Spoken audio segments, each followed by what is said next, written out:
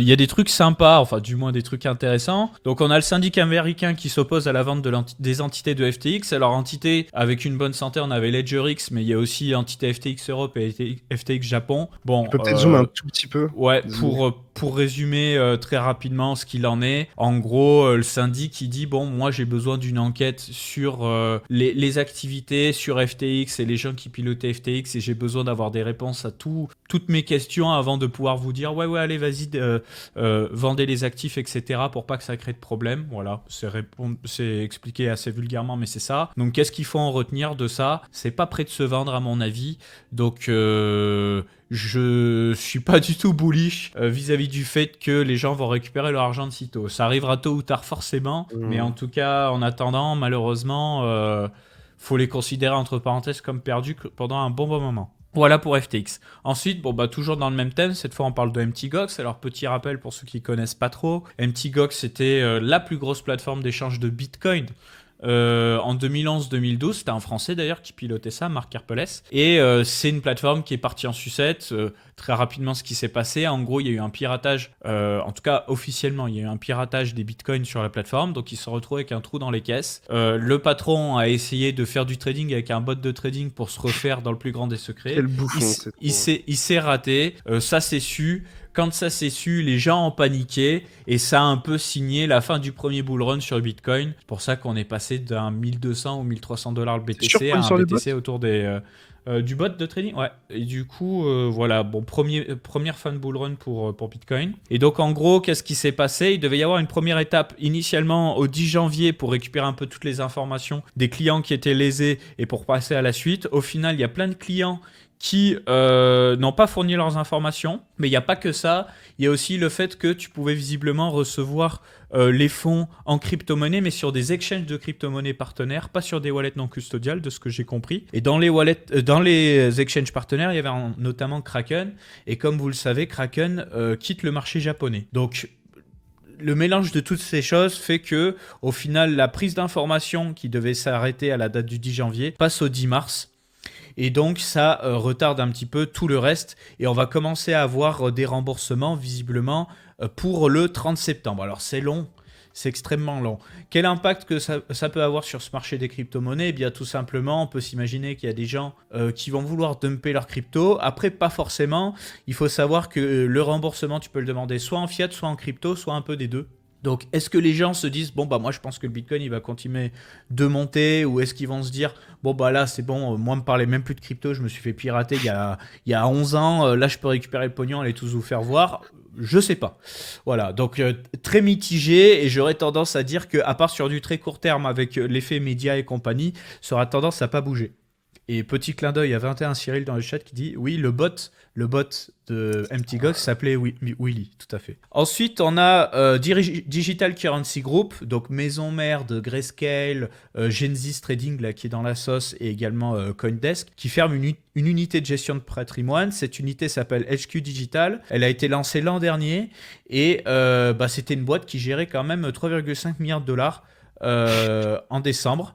Donc ça sent un petit peu la sauce bien comme il faut. Bizarre les timings, hein. Pour vous donner un peu le contexte quand même, il faut savoir que Grayscale, c'est un des plus gros fonds d'investissement en crypto-monnaie au monde. Hein. C'est plutôt un outil d'investissement, au final. Ça permet aux gens d'investir dans les cryptos via la manière traditionnelle, instit. En gros, pour chaque jeton, il crée une entité spécifique au Delaware, un espèce de paradis fiscal aux US. Donc il y a une entité pour le BTC, pour l'Ethereum, pour Solana, patati patata. Et donc ils gèrent plus de à peu près 630 000 BTC pour le compte de leurs clients. Donc c'est absolument énorme. Et à côté de ça, ils ont d'autres activités, dont Genesis. Genesis qui était en fait une boîte qui permettait à des partenaires de faire travailler l'argent de leurs clients moyennant des taux d'intérêt. Et quand FTX s'est pété la gueule, ça a été la cata, en sachant qu'il y avait aussi une problématique vis-à-vis du Luna. Donc il y a eu problématique Luna, peut-être même problématique Three Arrows Capital, des choses qu'on ne sait pas, et la problématique FTX. Et en fait, l'enchaînement de toutes les problématiques a fait un effet domino, et on s'imagine que DCG est un petit peu dans le caca. Et donc là, plus récemment, ce qui s'est passé, c'est que visiblement, Gemini, qui est un exchange US, un très gros exchange fondé fondé par les deux jumeaux qui avaient fondé Facebook à l'époque. Vous savez, ils avaient pensé à l'idée Facebook et après c'est Mark Zuckerberg qui l'a codé et qui leur a volé l'idée. Ces gars-là, ils gèrent un des plus gros exchanges crypto au monde. Et cet exchange propose un produit qui s'appelle Gemini Earn. Ouais. Donc pareil, les gens posent leur argent moyennant des taux d'intérêt. Et en fait, aujourd'hui, ces clients sont lésés par effet domino, encore une fois, de DCG, en fait. Donc le cofondateur Gemini, il a attaqué publiquement le boss de Digital Currency Group pour lui dire bon écoute Coco, je te pose un ultimatum, ça fait des mois et des mois qu'on essaie de trouver une solution entre ton entité Genesis et ta filiale Genesis et notre boîte, c'est mensonge sur mensonge, j'en ai plein les dents, voilà, poliment. Donc j'aimerais au 8 janvier, et nous sommes aujourd'hui le 8 janvier, avoir une réponse. Alors je suis allé vérifier avant ce live parce que j'avais pas suivi. Il se trouve que pour le moment, on n'a aucun tweet à ma connaissance nouveau par rapport à cette affaire et on n'a aucune réponse non plus publique par rapport à cette affaire. Donc je pense que demain, c'est très aura l'information là. Demain, on aura la suite. En tout cas, ça pue vraiment hardcore parce que DCG c'est big.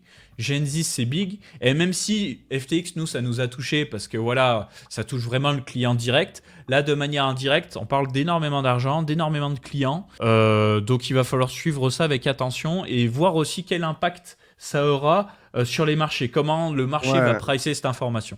Pour compléter juste très rapidement, alors effectivement je pense qu'il faut faire très attention au marché et ce qui va se passer demain, parce qu'il y aura probablement, en tout cas je sais pas si c'est demain, ce serait peut-être dans les 3-4 prochains jours, peut-être une réaction, un communiqué ou quoi que ce soit. Donc, il faudra surveiller ça. Personnellement, évidemment, le marché pourra me prouver que j'ai tort, ou en tout cas me prouver l'inverse. Mais là, concrètement, on n'a pas d'informations. La situation pue. On a une deadline, en tout cas un ultimatum qui pourrait déclencher pas mal de choses au 8 janvier.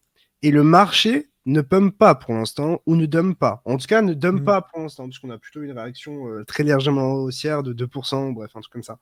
Donc, c'est assez intéressant, puisque en fait, le marché est faible. On a des news qui sont vraiment super négatives. On a potentiellement un truc qui peut nous tomber sur la gueule aujourd'hui ou demain. Et le marché n'a pas l'air de l'anticiper pour l'instant. C'est-à-dire que le marché pourrait très bien dump en prévision en mode globalement, les probas que ça pue, c'est assez élevé. Et voilà, ce qu'il faut se rendre compte, c'est que si DCG, Genesis et tout, ils sont pas en capacité de rembourser tout simplement Gemini, en fait, ils vont devoir taper dans les fonds qu'ils détiennent en BTC en Ethereum. Et donc, concrètement, ils devraient vendre des centaines de millions ou des milliards de dollars de crypto. Et donc, rien que le fait que ça puisse arriver, le marché, il pourrait s'écrouler. Puisque les gens pourraient se dire, mais attends, la probabilité que ça arrive, elle est peut-être de 60% ou 50%. Est-ce que c'est pas mieux, justement, d'anticiper ça et de sortir ? Et pour autant, pour l'instant, ça réagit pas. Donc, moi, je surveille ça de très très près. Mais je trouve ça assez intéressant, en tout cas, comme situation et comme contexte à regarder d'un point de vue psychologie, d'un point de vue même fondamental, quoi. Et d'ailleurs, le marché l'a peut-être déjà pricé. C'est-à-dire que... on a vu dans les bacs de Grayscale, quand tout ce merdier a commencé à monter il y a un peu plus d'un mois, on avait Lido. Là, Lido est en train de reprendre des forces. On avait Near Protocol. Near Protocol, il s'est un petit peu repris aussi. Donc, peut-être que le marché l'a déjà pricé. Je sais pas. Oui ou non, je sais vous pas. le dira en tout cas. Sincèrement, je sais pas, mais tu vois quelqu'un qui me dit un mec qui achète à 16 500 aucun intérêt de vendre. Si on va à 11 000 $ et qu'il y a une pression vendeuse de plusieurs milliards de dollars, je pense que par défaut, c'est plus intelligent de se retirer du marché que de rester dedans. Encore une fois, il faut faire la nuance entre trading et investissement, et que quand tu es dans de l'investissement, a priori, tu vas pas sortir nécessairement de tes positions, mais peu importe, les gens spéculent là-dessus et ça pourrait faire tomber le marché. Donc voilà, s'il y avait une pression de plusieurs milliards de dollars à la vente, ce serait jamais positif, quoi. En tout cas, c'est forcément quelque chose qui affecterait le marché, je pense. J'enchaîne sur les actualités. Donc, on a Balancer, un protocole DeFi, qui a demandé aux gens de retirer leurs fonds sur 5 pools de liquidité, donc sur Ethereum, Polygon, Optimism et Phantom. Apparemment, il y aurait une petite faille qu'ils ont réussi à colmater sur pas mal de trucs, mais pas là-bas. Donc, ils ont dit aux gens, vas-y, barrez-vous. On parle de quelques millions de dollars. On a voulu vous en parler parce que c'est vrai qu'on couvre peu la DeFi. Mais voilà, petite information, donc je reste pas longtemps sur cette info-là. Ensuite, on a le juge qui annonce que les dépôts des clients appartiennent maintenant à Celsius. Donc, il faut savoir que les conditions générales d'utilisation de Celsius, donc un peu la même d'ailleurs que ce qu'on vous disait juste avant, tu déposes ton argent chez Celsius moyennant des taux d'intérêt, donc tu acceptes que Celsius gère ton argent, donc tu acceptes les règles, et visiblement, les règles sont assez claires. Bah, si tu as prêté ta confiance à Celsius, bon bah c'est un peu pour ta pomme. Donc qu'est-ce que ça veut dire pour faire très très court, bah, ça veut pas dire que l'argent est perdu, ça veut juste dire que dans tout ce merdier, parce qu'il y a des entreprises, il y a des créanciers, patati patata, et bah, les clients lambda seront les derniers à être remboursés dans cette histoire. Voilà, aussi simple que ça. Donc c'est génial. C'est génial pourquoi? Parce que le patron de Celsius, Machine Key, ça a été que des communications. Ouais, fuck les banques et tout. Nous, on vous permet d'avoir la main sur votre argent, on vous permet de surperformer les banques. C'est trop cool, c'est la DeFi, etc., etc. Il a fait pire que les banques. Ce gros, je veux le dire, ce gros fils de pute. C'est un truc de ouf.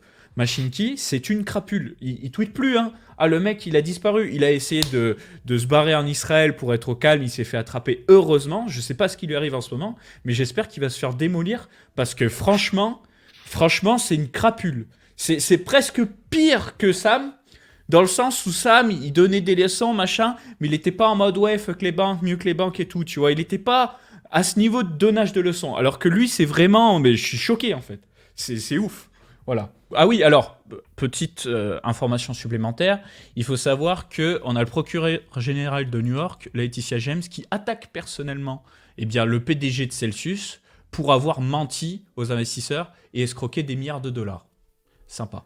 Ensuite, on a Trader Joe qui prévoit une expansion sur la BNB Chain. Alors, il faut savoir que Trader Joe, je ne sais pas si tu connais Léo, Trader Joe, c'est un gros protocole DeFi sur Avalanche. C'est le protocole qui fait le plus de volume aujourd'hui sur Avalanche.